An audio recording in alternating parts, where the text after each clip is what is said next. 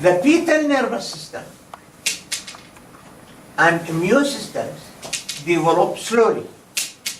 However, the fetal endocrine system plays a vital role in the fetal growth and development and homeostasis.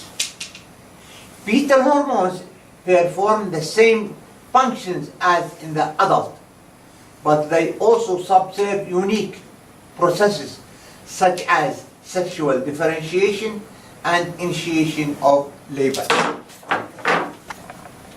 The fetal adrenal glands are unique in both structure and function. At month 4 of gestation, they are larger than the kidneys. The fetal zone produces a large amount of dehydroepiandrosterone sulfate and provides androgen precursors for the estrogen synthesis by the placenta. The definitive zone produces cortisol, if you remember, the adrenal cortex. The cortisol has many functions during the fetal life, including promotion of the pancreas, lung maturation, and the induction of the liver enzymes, the promotion of intestinal tract cytodifferentiation. The adrenal medulla develops by about week 10 and is capable of producing epinephrine and norepinephrine. The rate of fetal growth increased significantly during the last 3 months of pregnancy. Surprisingly, growth hormone of maternal placenta or fetal origin has little effect on fetal growth, as judged by the normal weight, hypopituitary, dwarfs, or anencephalic fetuses. Fetal insulin is the most important hormone in regulating fetal growth. Glucose is the main metabolic fuel for fetus. Fetal insulin produced by the pancreas by week 12 of gestation regulates tissue glucose use, controls liver glycogen storage, and facilitates fat deposition. It does not control the supply of glucose. However, this is determined by maternal gluconeogenesis and placental glucose transport. The release of insulin in the fetus is relatively constant. During pregnancy, the uterus is inactive, quiescent, under the effect of progesterone and relaxin. Weak and irregular uterine contractions occur throughout the last month of pregnancy. Eventually, a series of regular, rhythmic, and forceful contractions develop. These may last for several hours, days, or even longer, and eventually result in the expulsion of the fetus, placenta, and membranes. Although not all of the factors leading to the initiation of labor are known, endocrine, paracrine, and mechanical stretching of the uterus all play a role. Once labor is initiated, it is sustained by a series of positive feedback mechanisms. This figure shows the endocrine regulation of parturition, delivery. You see, when the delivery begins, ACTH hormone level increases from the fetal pituitary. It means that this hormone has a role in the initiation of the delivery. When this hormone increases, it affects the fetal adrenal cortex. Fetal adrenal cortex produces this androgen dehydroepiandrosterone, here, sulfate, and also cortisol. And you remember, cortisol has many functions, from this like maturation, liver glycogen, intestinal transport and digestion, closed ductus arteriosus. And this hormone, the androgen, affects the placenta to increase the local estrogen-progesterone ratio and also to increase local prostaglandins. In the mother, oxytocin also level increases, and from the mother as well as from the fetus, catecholamines also they increase. All these they affect the uterine contraction so as the delivery to occur normal. Once the baby is born, it needs milk, and the milk from the mother needs prolactin. Estradiol modulates prolactin release in two ways. First, estradiol increases the sensitivity of the lactotrope to stimulation by TRH. Second, estradiol decreases the sensitivity of the lactotropes to the inhibition by the dopamine. If the mother does not nurse her young, prolactin levels generally fall to non-pregnant levels after 1 to 2 weeks. But if the mother does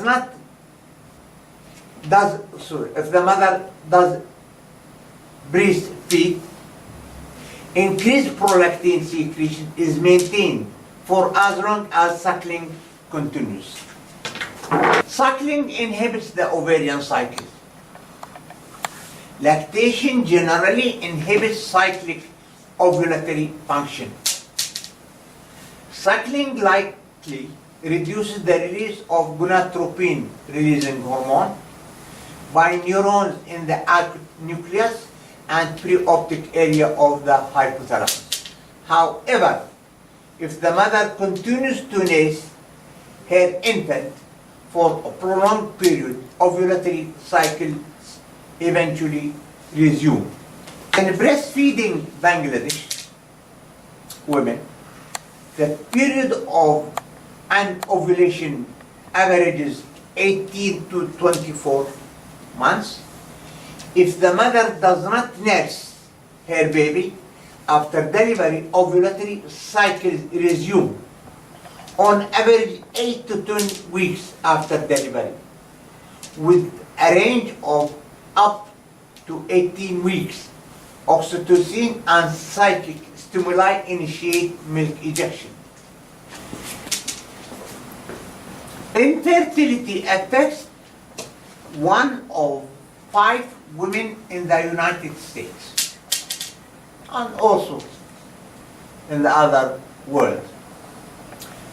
Thorough understanding of female endocrinology, anatomy, and physiology is critical to gaining insights into solving this major health problem. Several factors can cause infertility: environmental factors, disorders of the central nervous system, hypothalamic diseases, pituitary disorders, and ovarian abnormalities can interfere with the follicular development and or ovulation. If a normal ovulation occurs, structural, pathological, and or endocrine problems associated with the oviduct and or uterus can prevent fertilization, impede the transport or implantation of the embryo, and ultimately interfere with the establishment or maintenance of pregnancy. The most common cause of female sterility is failure to ovulate. These are the contraceptive use and efficacy rates in the United States. Methods: estimated use and accidental pregnancy in 1 year. First method, pills, hormones. Let us just have an example of the pills, either combined progesterone and estrogens, or progesterone only, or emergency pills, high dose of estrogens and progesterone, or depot, or implants. Almost the pills, they prevent the ovulation. And for the emergency, inhibit implantation. You see, pills are very effective, above 95. Second method, female sterilization, tubal ligation. Estimated use 19.4 accident. Condom, male sterilization, vasectomy, diaphragm, sperm barriers, spermicides, sperm killing chemicals, rhythm, we'll talk about it, and intrauterine device, equipment inserted into the uterus to prevent the implantation. You see, intrauterine device, an object placed into the or in the uterine cavity prevents implantation. But this is conditions. The woman uses this method, she should have at least one child. Otherwise, she will be used to not to have children. Now we'll talk about the rhythm method, the timing. This is very important. Now we'll see the importance of this method, or using this method. This is the duration of the ovarian cycle or uterine cycle. The regular, or most of the women, they have this cycle 28 days. You remember, ovulation occurs at day 40, and we said that sperms and over 2 days. If the sexual intercourse occurs between the husband and wife before the ovulation, the sperm can survive in the female reproductive system for 2 days, and we give 1 day extra. And if the sexual intercourse occurs after ovulation, also the ovum can remain capable of accepting the sperms for 2 days, and we give 1 day extra. It means that from 11 to 17 day of the 28th cycle, if the sexual intercourse between couples occurs, then pregnancy may occur. Even if the couple does not want to have children, they have to avoid this unsafe period. But if they want to have child, they have to stick to this unsafe period. Always after ovulation, 14 days. Therefore, between the end of the cycle and ovulation, this duration does not change. And the day after 17 to day 28, the pregnancy does not occur. This is called safe period. If any change occurs in this cycle, the change occurs before the ovulation. Therefore, between the menstrual phase and day 11, this is called possible safe. And then you see that the cycle, the regular ovarian cycle, we can divide it into menstrual phase, possible safe from 4 to 11, unsafe period in which the pregnancy may occur, and the safe period between the 17th day of the cycle. You see, most women have this cycle of 28 days. Few women less than 28 days duration. Few women than 28 days.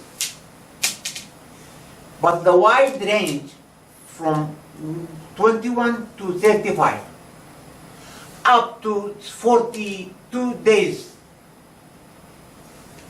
have been recorded. And there are cycles 36, 37, etc. But very, very few. If the cycle duration of the ex-woman does not change during her reproductive life, means this is normal cycle in all of the above, from 25 to 35.